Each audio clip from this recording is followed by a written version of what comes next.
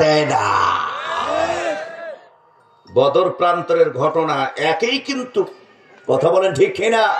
যারা ইসলামের বিপক্ষে ছিল, যারা আলেমের বিপক্ষে ছিল, আলেমদেরকে যারা ফাঁসি দিয়েছে, আজকে তাদের গোষ্ঠীদেরকে বাংলার জমিনের কোন আত্মীয়রাও জায়গা দেয় না, এমনকি ভারতও আর জায়গা দিতে চায় না। তোরা জায়গা পাবি না, তোদের জায়গা থাকবে না। কথা বলো ঠিক কিনা? যেখানে যাবি তোদেরকে সেখানেই গ্রাস করে ফেলবে।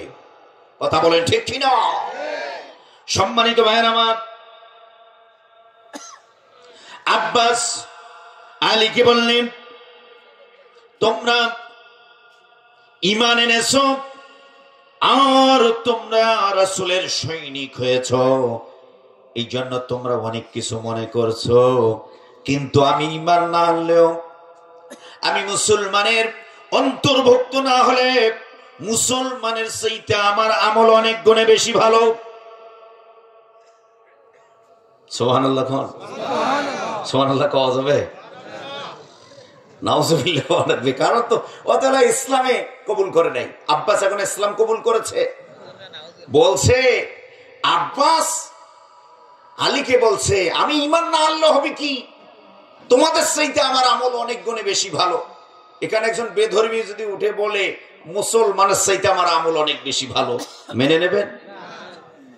হযরতে আলী রাদিয়াল্লাহু তাআলা আনহু ডাক দিয়ে বললেন, আব্বাস তোমার আমল কেমনে ভালো হলো?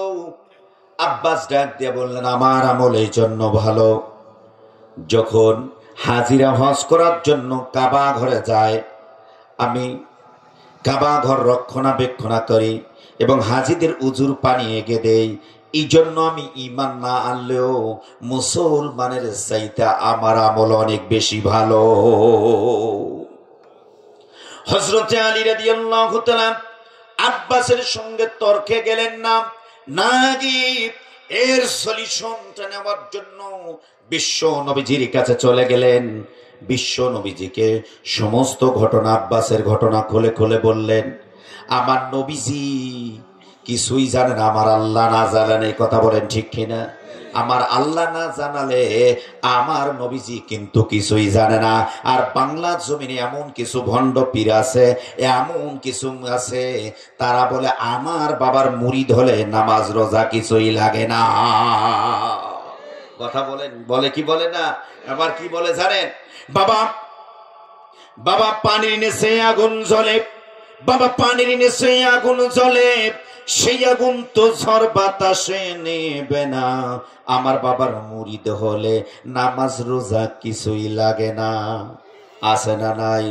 আমি বলি থামো, আর কয়েকটা দিন কোরআন দিয়ে যেদিন রাষ্ট্র পরিচালনা হবে, তোদের মতন আগে পীরগুলোকে সাইজ করা হবে বাংলার জমিনে। এইগুলোকে নিয়ে নাস্তিক মুরতাদের আজকে মুসলমানদের উপর নির্যাতিত, নিষ্পেষিত, নিগৃহীত চালিয়েছিল। কথা বলেন ঠিক কিনা? আমার ভাইরা, বিশ্ব নবী সাল্লাল্লাহু আলাইহি ওয়াসাল্লাম আব্বাসের যখন কোনো প্রশ্নের জবাব দিতে পারলেন না, তখন সিজদায় পড়ে গেলেন। সিজদায় পড়ে গিয়ে চোখের পানি যখন ছেড়ে দিয়ে কাঁদতে থাকলেন, আল্লাহ রাব্বুল আলামিন জিবরাইল আমিনকে ডাক দিয়ে বললেন, জিবরাইল আমিন, আর বসে থাকার সময় নাই, যাও যাও যাও, আমার নবীর কাছে চলে যাও। আমার নবীর কাছে সূরা তাওবার 18 নম্বর আয়াতে কারিমা নাজিল করে দাও। আমার নবীজিকে সিজদা থেকে মাথা উত্তোলন করতে বলো। আমার নবীজিকে এই আয়াতে কারিমা নিয়ে আব্বাসের কাছে চলে যাক, আব্বাসের দাঁত ভাঙা জবাব দেওয়ার জন্য। আরো জোরে বলুন, আগামী দিন কোরআন দিয়া জবাব দেওয়া হবে, দাঁত ভাঙা জবাব। বিশ্বনবী সাল্লাল্লাহু আলাইহি ওয়াসাল্লাম সিজদা থেকে উঠলেন। সিজদা থেকে ওঠার পরে জিবরাইল আমিন বললেন, ইয়া রাসূলুল্লাহ, যান, আপনার কাছে সূরা তাওবার 18 নম্বর আয়াতে কারিমা নাযিল হয়ে গেল। আমার নবীজি সাল্লাল্লাহু আলাইহি ওয়াসাল্লাম সূরা তাওবার 18 নম্বর আয়াতে কারিমা নিয়ে আব্বাসের কাছে চলে গেলেন। আব্বাস বিশ্ব নবীজিকে দেখলেন। দেখার পরে আব্বাস কিন্তু চোখের পানি ছেড়ে দিয়ে বসে আছেন। আমার নবীজি বললেন, আব্বাস তুমি নাকি বলেছো মুসলমানের চাইতে তোমার আমল অনেক গুণে বেশি ভালো। বললেন, হ্যাঁ জি বলেছি। আমার ভাইরা, তখনকার কাফেররা এক চোখে সত্য কথা বলেছে, আর বাংলার জমিনে মুসলমানের ঘরে জন্মগ্রহণ হওয়ার পরেও কিছু মুনাফিক মার্কা মুসলমান, এরা কথায় কথায় মিথ্যা কথা বলে। এরা বলে কোরআনের রাজনীতি নাই, কথা বলে ঠিক কিনা?